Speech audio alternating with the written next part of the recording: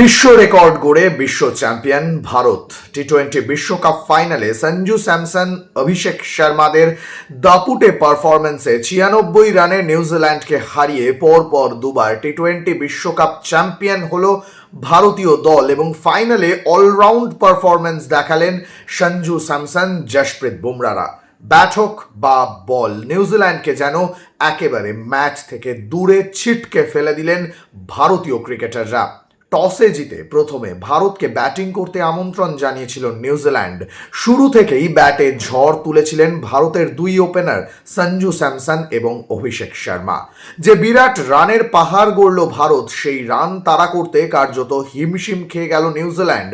শেষ পর্যন্ত 95 রানে ম্যাচ জিতে নিল সূর্যকুমার যাদবের দল, আর সেই সঙ্গে তার হাতেই উঠল টি-20 বিশ্বকাপ চ্যাম্পিয়নশিপের ট্রফি। অর্থাৎ পরপর 2 বছর ব্যাক টু ব্যাক ট্রফি। এই প্রথম কোনো দল যারা ব্যাক টু ব্যাক টি-20 বিশ্বকাপ চ্যাম্পিয়ন হলো, অর্থাৎ চ্যাম্পিয়ন খেতাবের পাশাপাশি কিন্তু বিশ্ব রেকর্ড গড়ল ভারতীয় দল।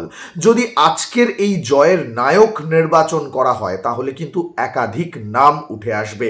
যদি জয়ের কারণ বিশ্লেষণ করা হয় তাহলেও কিন্তু একাধিক কারণ উঠে আসবে। তবুও যদি আজকে ভারতের এই জয়ের মূল 5 কারণ বিশ্লেষণ করা হয় তাহলে সবার আগে যেটা বলতে হয় সেই ক্রিকেটারের নাম কিন্তু সঞ্জু স্যামসন, যিনি আগাগোড়াই ভারতীয় ক্রিকেটের ব্যাক বেঞ্চার হিসেবে পরিচিত।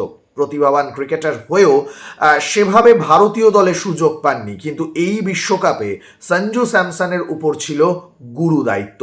আর সেই দায়িত্ব একেবারে অক্ষরে অক্ষরে পালন করলেন তিনি। গুরুত্বপূর্ণ ম্যাচে রান করলেন। আজকেও তার ব্যতিক্রম ছিল না। নিউজিল্যান্ডের কঠিন বোলিং লাইন আপের বিরুদ্ধে কিন্তু ফাইনালের মতো ম্যাচে 89 রান করলেন, যে রান অভিষেক শর্মাকে আত্মবিশ্বাস জোগালো। তিনিও কিন্তু আক্রমণাত্মক মেজাজে ব্যাট হাতে ঝড় তুললেন, অর্ধশতরান করলেন এবং ওপেনিং পার্টনারশিপে ভারতীয় দল যে রানটা তুলে নিল সেটাই কিন্তু নিউজিল্যান্ড দলের বোলিং লাইন আপের মনোবল ভেঙে দিয়েছিল। ফলে আজকে ভারতীয় দলের এই ওপেনিং জুটি কিন্তু এই ম্যাচ জয়ের অন্যতম কারণ বলা যেতে পারে। যে সঞ্জু স্যামসন, তিনি দেখালেন যে প্রত্যাবর্তনটা এভাবেই হওয়া উচিত। যদি ব্যাটিংয়ে এই দুই ব্যাটারের নাম উঠে আসে তাহলে বোলিংয়ে কিন্তু একজনের নাম বাদ দিলে অন্যায় করা হবে। তিনি হলেন জশপ্রীত বুমরা, যিনি আগাগোড়াই ভারতীয় বোলিংয়ের অন্যতম স্তম্ভ এবং আজকে যে পারফরমেন্সটা করলেন ফাইনাল ম্যাচে নিউজিল্যান্ডের বিরুদ্ধে, 4 ওভারে মাত্র 15 রান খরচ করে 4টি উইকেট তুলে নিলেন। এবং তিনি যদি আরও বেশি উইকেট পেতেন তাহলে বোধহয় অবাক হওয়ার ছিল না। সেই সঙ্গে ভারতীয় দলের অন্যতম সেরা স্পিন অস্ত্র অক্ষর প্যাটেল, যিনি আগাগোড়াই নিজেকে প্রমাণ করেছেন, আজকেও করলেন। 3টি গুরুত্বপূর্ণ উইকেট নিলেন, সেই সঙ্গে গুরুত্বপূর্ণ সময় মূল্যবান উইকেট নিয়ে জুটি ভাঙলেন, ভারতকে ম্যাচে রাখলেন, নিউজিল্যান্ডকে ব্যাকফুটে ঠেলে দিলেন। অর্থাৎ ভারতীয় বোলিং, যেটা নিয়ে গোটা বিশ্বকাপ জুড়ে সমালোচনা হচ্ছিল, প্রশ্ন উঠছিল ভারতীয় দল কি 250 রান করেও সেই ম্যাচটা ভারতের হাতে, ভারতীয় বোলারদের হাতে সিকিওর, সেটা কিন্তু ফাইনালে প্রমাণ করলেন ভারতীয় বোলাররা, যেখানে 95 রানে ম্যাচ জিতল ভারত এবং নিউজিল্যান্ডকে কার্যত কোণঠাসা করে দিলেন কিন্তু ভারতীয় বোলাররা। ফলে ব্যাটিং এবং বোলিং এই দুটো বিষয়কে কোনোভাবেই সরিয়ে ফেলা যাবে না।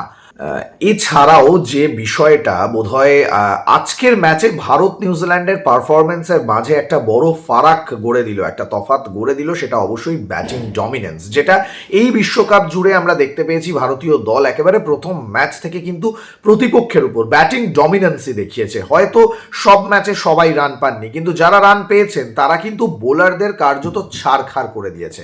আজকে যেমন শুরুটা করলেন সঞ্জু স্যামসন এবং অভিষেক শর্মা, পরে ঈশান কিষান, শেষ করলেন কিন্তু অবশ্যই শিবম দুবে, যিনি 8 বলে 25 রানের যে পারফরমেন্সটা দেখালেন সেটা কিন্তু ভোলার নয়, এবং তাতেই কিন্তু 250 রানের গন্ডি টপকালো ভারতীয় দল। এই ব্যাটিং ডমিনেন্স কিন্তু অবশ্যই নিউজিল্যান্ড বোলিংয়ের যেমন সের দ্বারা ভেঙে দিয়েছে, তেমনই নিউজিল্যান্ড দলের মনোবলটাকেও কিন্তু ভেঙে দিয়েছে। কারণ রান তাড়া করতে গিয়ে ফাইনালের মতো ম্যাচে 250-র বেশি স্কোর সেটা কখনোই সহজ ছিল না, এবং নিউজিল্যান্ড সেটা একেবারেই প্রথম থেকে বুঝতে পেরে গিয়েছিল। ফলে এই ব্যাটিং ডমিনেন্স কিন্তু আজকের জয়ের অন্যতম কারণ।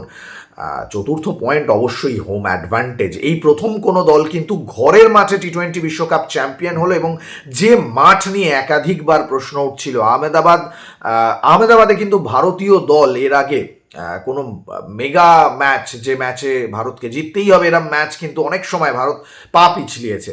আজকে সেই আশঙ্কা ছিল, কারণ পয়েমন্ত কিনা আহমেদাবাদ স্টেডিয়াম সেটা নিয়ে প্রশ্ন উঠছিল, কিন্তু সেই আহমেদাবাদেই ভারত টি-20 বিশ্বকাপ চ্যাম্পিয়ন হলো, এবং হোম অ্যাডভান্টেজ যে কতটা ফারাক গড়ে দিতে পারে সেটা আজকের ম্যাচ প্রমাণ করলো। গোটা ম্যাচ জুড়ে সমর্থকদের চিৎকার এবং সেই সমর্থকদের উপস্থিতি কিন্তু নিউজিল্যান্ডকে চাপে ফেলে দিয়েছিল। আর সব শেষে যেটা না বললে নয় সেটা অবশ্যই টিম গেম। ভারতীয় দল এই বিশ্বকাপে দেখালো যে টিম গেম কতটা বিপক্ষকে চাপে ফেলে দিতে পারে। যত খারাপ পারফরমেন্সই হোক না কেন, দলের মধ্যে যে ঐক্যবদ্ধতা তার রয়েছে সেটাই কিন্তু ভারতীয় দলকে সব দলের থেকে আলাদা করে দেয়। এই বছর ভারতীয় দল ফেভারিট হিসেবেই মাঠে নেমেছিল, কারণ তারা ডিফেন্ডিং চ্যাম্পিয়ন, এবং ফাইনাল পর্যন্ত প্রতিটা ম্যাচে তারা সেই ডিফেন্ডিং চ্যাম্পিয়নের তকমাটা প্রতি মুহূর্তে মুহূর্তে প্রমাণ করলো যে তারাই ডিফেন্ডিং চ্যাম্পিয়ন। শুধু একটা ম্যাচে ভারত ভুল করেছিল, এবং দক্ষিণ আফ্রিকার বিরুদ্ধে সেই ম্যাচটা ভারতকে হারতে হয়েছিল, কিন্তু তারপর ভারত যেভাবে ঘুরে দাঁড়িয়েছে সেখানে টিম গেমের প্রশংসা না করে পারা যায় না। আজকে হয়তো ব্যাট হাতে সূর্যকুমার যাদব রান পাননি, কিন্তু অধিনায়ক হিসেবে মাঠে প্রতিটা মুহূর্তে তিনি কিন্তু জয়ের জন্য অপেক্ষা করেছেন, তিনি কিন্তু জয়ের জন্য প্রতিটা মুহূর্তে ঝাঁপিয়েছেন, তিনি প্রতিটা মুহূর্তে কিন্তু নিজের পরিকল্পনা দিয়ে প্রমাণ করেছেন যে কিভাবে বিপক্ষ দলকে আটকে দিতে হয়, এবং সেটা কিন্তু ম্যাচ শেষে প্রমাণিত। সব মিলিয়ে এটা বলাই যেতে পারে যে এবারের বিশ্বকাপে চ্যাম্পিয়ন তকমা যোগ্য দল ভারত, তারাই কিন্তু খেতাব জিতে নিয়ে হাসি মুখে মাঠ ছাড়ল।